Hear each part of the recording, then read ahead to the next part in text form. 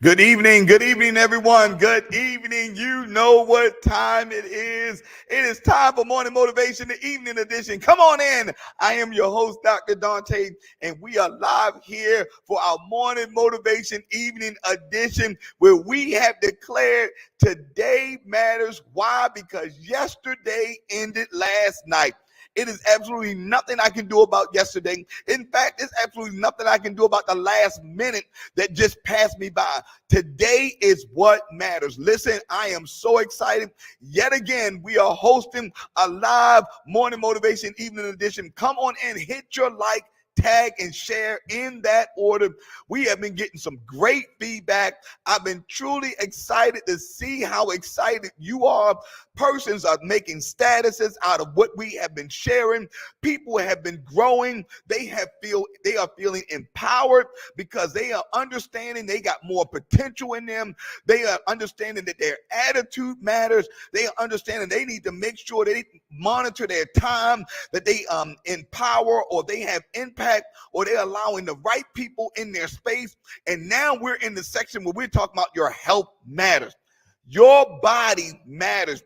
What you put in your body matters, and we need to take it serious. So listen, we have been reading Today Matters by John C. Maxwell, and we're going to get right into it. Come on. If you have your book, come on, spread it out. Get your highlighter, get your underline, get your pen to underline, get some notepads to write things down. I'm telling you, we're going to have a great show on tonight. Let's go to page 88. We were at the bottom. It says, have a purpose worth living for. I know we did it yesterday, but type that in again. Have a purpose worth living for. Nothing is better than perspective for helping persons want to do the right thing. When you have something to live for, not only does it make you desire a long life, but it also helps you to see the importance of steps along the way. Seeing the big picture enables us to put up with the little irritations. I told you yesterday, when you are able to see the big pictures, the little irritations that come against you or the little irritations that are around you or trying to distract you will not win. Come on, somebody say that irritation is that little distraction will not win. I tell myself all the time, I am focused on the big picture. I'm not trying to satisfy anything that is temporary. I am focused on the big picture. Somebody say focus on the big picture. Focus on the big picture. And then he says, it's hard to find motivation in the moment when there is no hope in the future. Yeah. A sense of purpose helps a person to make a decision to change and then to follow through with the discipline required to make that change permanent. Let me say that again. A sense of purpose helps a person to make a decision to change.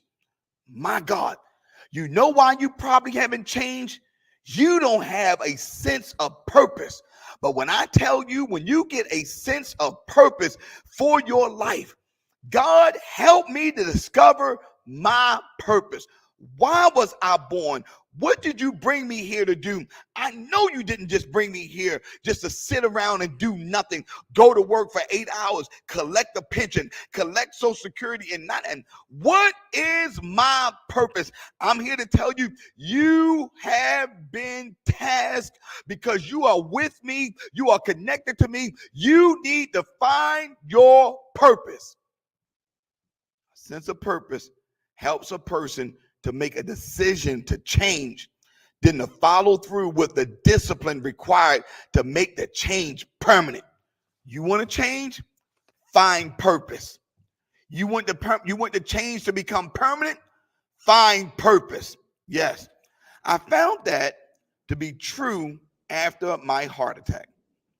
A friend who I spent a lot of time with during my recovery saw me pass on desserts time after time, something that was not characteristic of me. And finally, he asked, have you lost your craving for desserts? He said, and I said, no, I answered, but my craving for life is greater. Woo! You got to find your greater. You got to find that purpose, that craving that wakes you up in the morning, that is assigned to your purpose, that will have you, oh my God. So now you see why I share with you every time how I have the energy to get up and do a live going on 2 years and to make sure that it gets done, and now incorporating too and looking at trying to do something else as it relates to empowering people, because I found my purpose. And when you got your purpose, you got a craving to want to get it done. I crave wanting to see it done. I crave the journey that I'm on, helping individuals see who they are, helping individuals become a disciple. I crave it. I love it. I want to see it. I love hearing about it. In fact, that's sometimes the only thing I'm thinking about. Yeah. Okay, look at the next thing he gives us. Do work you enjoy. Type it in there today, y'all. Type it in there tonight. Do work you enjoy. One of the greatest causes of debilitating stress in people's lives is doing jobs they don't enjoy. You are in a place, and if you are under the sound of my voice, and you know you work in a job you don't like, you are literally wasting prime time seasons of your life. And let me help you. You need to find something I stopped enjoying doing loan officer work. It became a task. I didn't enjoy it any longer. I had to get out, and I got out. I didn't want to do real estate anymore. I had no joy in it. I wanted to fulfill my promise, my purpose, and I found it, and I started doing it. I found the work that I enjoy. You need to find the work that you enjoy. Doesn't mean when you find it, you just quit your job. I wasn't a fool. People be doing foolish stuff. When I started pastoring, did I just quit being a loan officer? No, I didn't quit. I had to manage both at the same time. And then I started leading my feet, and I had 3 things I had to do at the same time. But God told me it was time to leave being a loan officer. Even though my boss did not want me to quit, I knew it was time for me to go. I'm talking to somebody in here. God has already got you on the runway to get up out of there. You ain't leaving right now. You ain't leaving tomorrow, but you know you on your way out. Who am I talking to? I know somebody that I'm on my way out of here. I'm done. I'm tired. I need to find my purpose, and I want to do something that I enjoy. Listen, it's like comedian Lily Tomlin said, the problem with the rat race is that even if you win, you're still a rat. That's terrible. You in the rat race. You winning, but you still a rat. Oh, that's crazy. I believe 2 major frustrations contribute to that stress. The first is doing work you don't think is important. And the reason you don't like the job, maybe because you don't even think it's important. You're like, why am I even doing this? Why is this even why am I allowing this to be part of my life? I'm getting up every day doing the same thing over and over again. If you do work that you believe adds no value to yourself or to others, you quickly become demoralized. Wow. If you work in that state for a long time, it begins to wear you down. To remain healthy, your work must be aligned with your values. Wow. I like this. Thank you for helping me with that. I love my work. I thank God I don't get sick that often. I love my work. I have such a sense of purpose. I believe that helps me from not allowing sickness to it. Shata bolo boko. It has helped me from not allowing sickness into my body. The joy of the job that I have right now, I believe is medicine to my body. My God, somebody just got a revelation. You want medicine to your body? Find joy. Find a job that brings you joy. You're going to want to get up. You're going to want to take care of your body. You're going to want to eat right. You're not going to want to do something. Fine. Oh my God. I know someone now that I'm thinking about. They have, God, I believe the job that they have now brings them so much joy. They haven't even really been sick. Used to get sick all the time. Wow. This is good. This is good. Here you go. Another reason some people don't like their work is because they do jobs that keep them in an area of weakness. Nobody can do that long and succeed. For example, most people hate the thought of public speaking. How would you like to get up in front of an audience and speak to them every day? That's some person's number one fear. But for me, that's my greatest joy.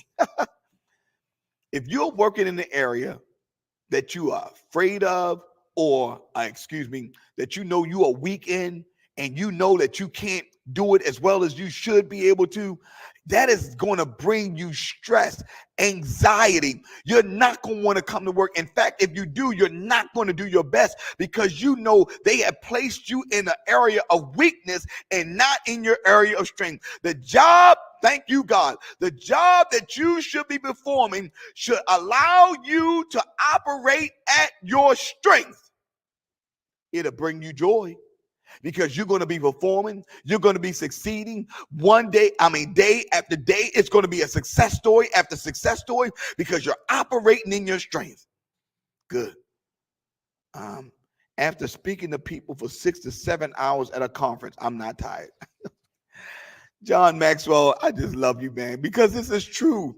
I can speak like this all day long and I'm not tired. I'm fired up. Speaking to an audience energizes me. One of the ways you can tell you're working in an area of strength is that it actually gives you it. Do y'all not understand by now? That's why I never really get tired, because I'm operating in my area of strength. Wow, Duckett. Fire. Somebody say, I get it now, Pastor. I get it now. Somebody say, I get it now. Yeah, that's good. Even if you are in, listen to me, early stages of your career or starting out on a new venture and you're not very good at something you're doing, you can still tell it's an area of strength by paying attention to how you respond to your failures.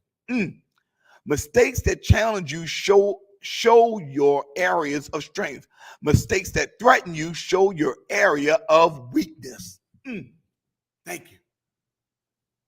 Mistakes that have challenged me. It's challenging me. It's showing me where my strength areas are. When I make a mistake, I love it. I'm looking at an area where I can be strengthened in.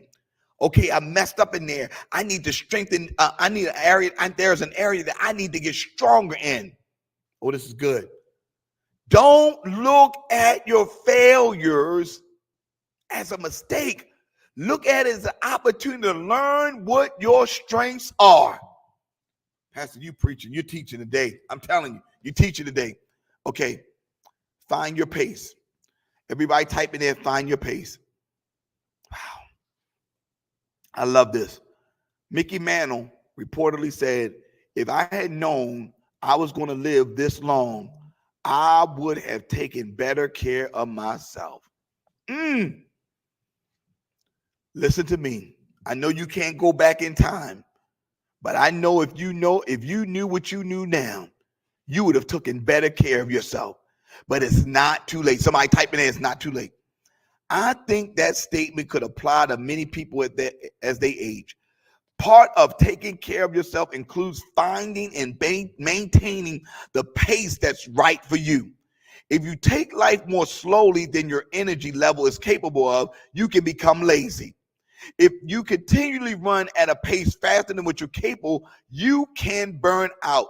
You need to find your balance. And I'm trying to tell somebody on here, John is speaking to you in a way that he needs to speak to everybody on this live.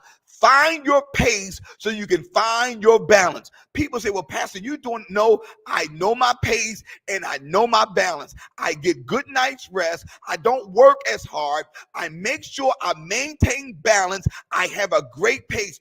Don't look at me. Don't compare your life to mine. Help me, somebody. You need to find your pace. You may be lazy because you're doing things too slow, or the job that you're, oh my gosh, the job that you're in is making you lazy. All you're doing is sitting there answering a telephone when your body wants to get up and move. God help me. I'm here to tell you, you need to get up and move. You are lazy or you're not doing as much. It's because you're not operating in your strength. And your body wants to move faster, but you got it in a, oh my goodness, here we go. You're on the highway. Anybody ever drove a stick shift? Okay. If you drove a stick shift, of course, first gear, if you ever drive in first gear, you can only go but so fast. Or the engine, and you try to drive your car in first gear and you try to rev it up, your engine will blow. You go into second gear, you'll be able to go a little bit faster than you were in second gear than you were in first, but you really ain't gonna reach your full speed. I'm talking to somebody in here. Third, fourth, all of it's the same. I'm talking to you in here. I'm talking to you. You are a fifth gear worker, but they got you operating in second gear. God, I'm talking to you.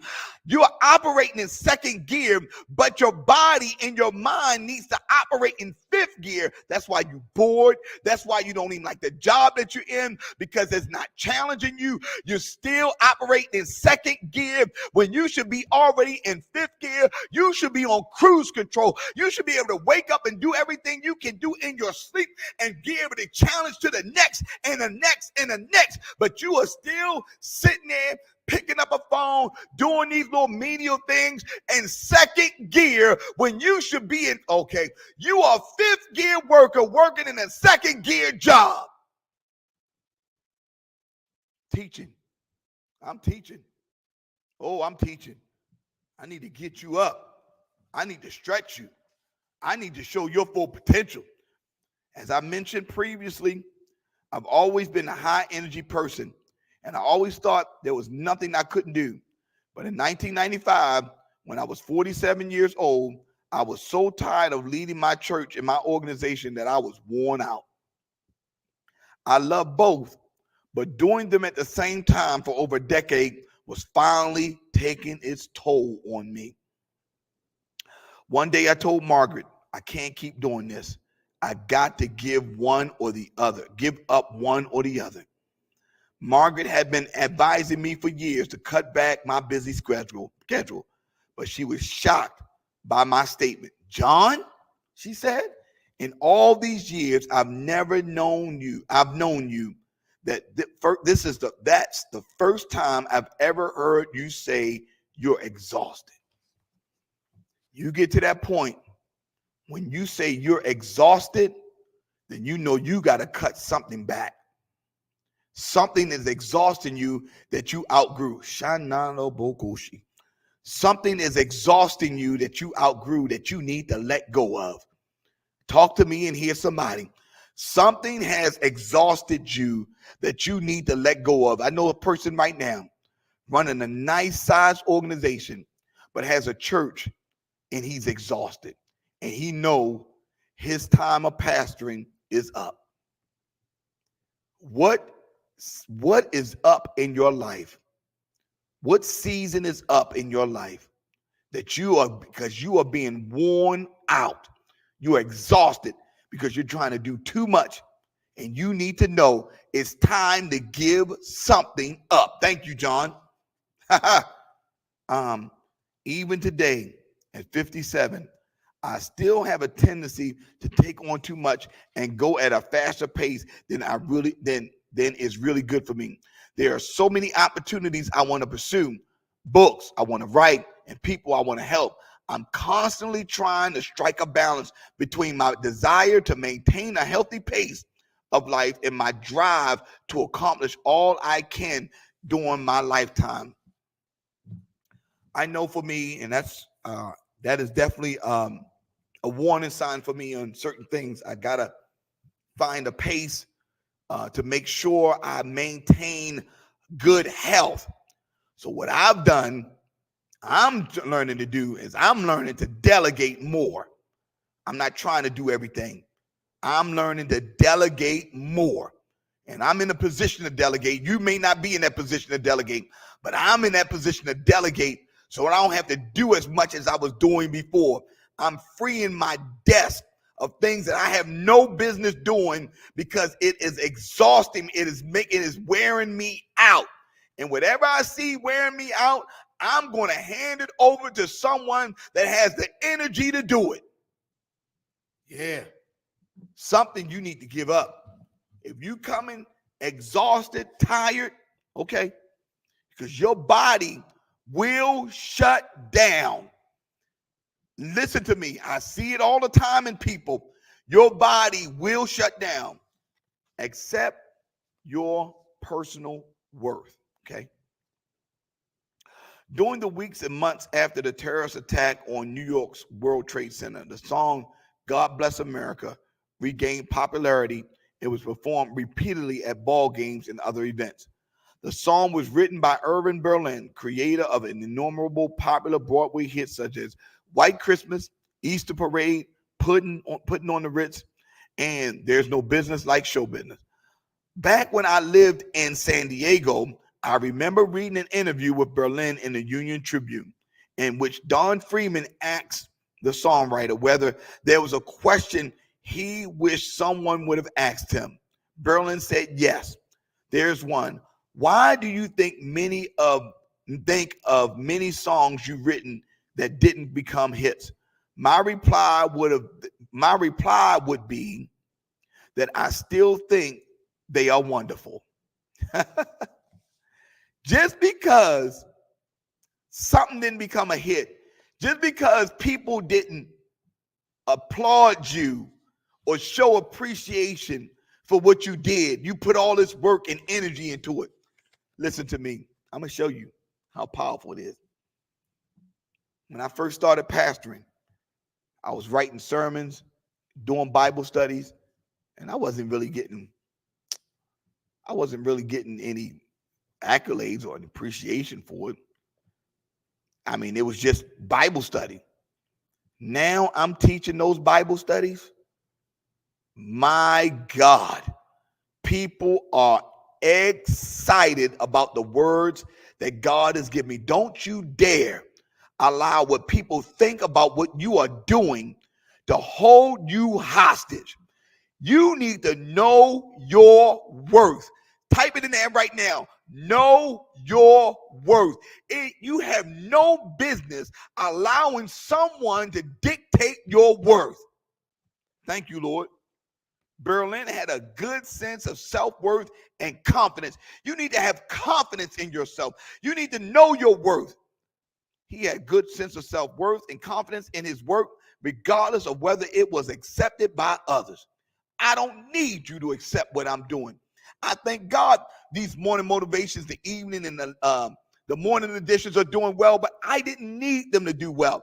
I believe in what I'm doing. I know someone is being changed. I'm changed. I know I'm worth a lot more than what people think I'm worth because I know the fruit that is being bared based on the work that God has me doing. Know your worth. You're worth more than you think. Come on, somebody, talk to me. You worth more than you think. You worth more than you let them people show you are. I'm telling you right now, you need to understand that there is more in you and you are worth more. That's certainly true, not true for everyone. In fact, a poor, distorted self-image is the cause of many health-threatening conditions and activities, from drug use and alcoholism to eating disorders and obesity. Because you don't have a good self-worth in yourself, you are eating yourself. You're putting drugs in your body, you're drinking alcohol. Because if you really believed in yourself, if you really knew how much of a treasure you were, you wouldn't let nothing or nobody touch you. that don't belong there, is not authorized there to be there. Those substances have no business going in that treasure, going in that temple. If you understood how much you were worth to God, you wouldn't let nothing out of order touch you. Psychologist Joyce Brothers says an individual's self-concept affects every aspect of human behavior: the ability to learn, the capacity to grow, and to change, the choice of friends, mates, and careers. It is no exaggeration to say that a strong positive image is the best possible preparation for success in life. Wow, what a statement. You are living your life right now is based on your self-image. The persons you hang out with, the job you have. If you don't think you better than the next job, if you think this job is the only job you can do, you're going to stay in that because that's the image you have. If you don't think you're worth more, guess what? You're going to earn the money that you're earning. If you think you're worth less, you're going to accept less. I'm talking to somebody out here. Your self-image, I'm sorry, what she said, an individual's self-concept affects every aspect of human, where you live, how you're living, what you are allowing to come into your space is based on your self-concept of who you are. This is fire. You can't blame nobody else. You can't blame no one else. Maybe, just maybe, you sick because guess what? You don't even believe you should live well. You don't even believe you deserve to be healthy. My God. You believe because you did so much wrong, your individual your self-concept of you has been so damaged, you don't even believe you deserve a good mate. You believe you still deserve to have people abuse you verbally and physically because that's all you think about yourself. I'm talking your self-concept, how you believe in what you believe in you is controlling every single aspect of your life. Wow.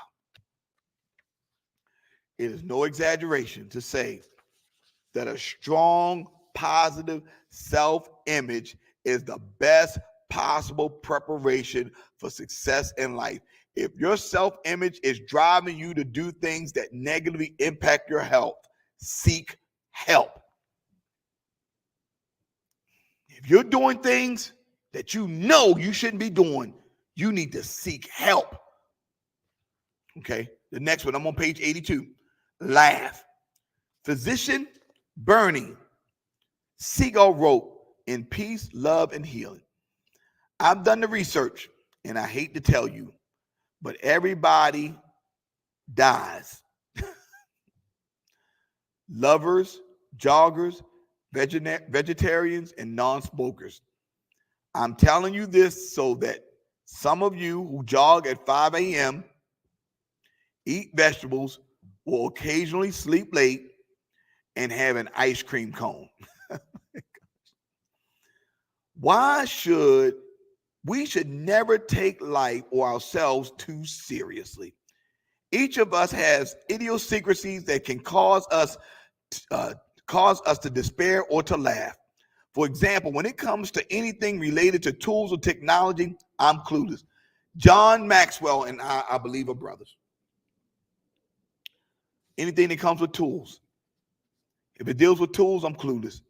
I can use a screwdriver, and I can use a hammer. I'm not using nothing else. I'm clueless. I joke about it. It don't bother me. I know some great handymen. I know some great men that work well with tools. But me, it don't bother me. I don't care. In fact, I told you, if you want something put together, make sure you take my name out of your contact list. Hey, man, somebody. I'm not Mr. Handyman. I'm Mr. Hopeless. I don't let that bother me at all. If you can laugh at yourself loudly and often, you will find it liberating. There's no better way to prevent stress from becoming distress. Laugh at yourself. The things that you can't do that others can do, make a joke. I laugh my way through it. I love it. I thank God. I wish I could preach like Jamal Bryant, but I can't. So guess what? It doesn't bother me. I will laugh my way through it because guess what? I am okay with me. And I need you to type that in. I'm okay with me. I don't know what. Type this in there. I love me some me. Wow. Love yourself and stop taking yourself so serious. It's not that deep and it's not that serious. My God. Listen, I hope I've been helping y'all tonight. This is Dr. Dante, and it's the evening edition of Morning Motivation. And listen, we have been live. We have told you that today matters. Why? Because yesterday ended last night. Laugh at yourself before you go to bed. Take a look at yourself and say, you know what? You funny. I tell myself, dude, you crazy. How and why are you doing all this stuff? There's something wrong with you. I love having fun with myself because I'm not taking myself that serious. Listen, y'all, you have a great day. See you tomorrow morning at 7:30. This is Dr. Dante, and I am out. See you tomorrow morning at 7:30.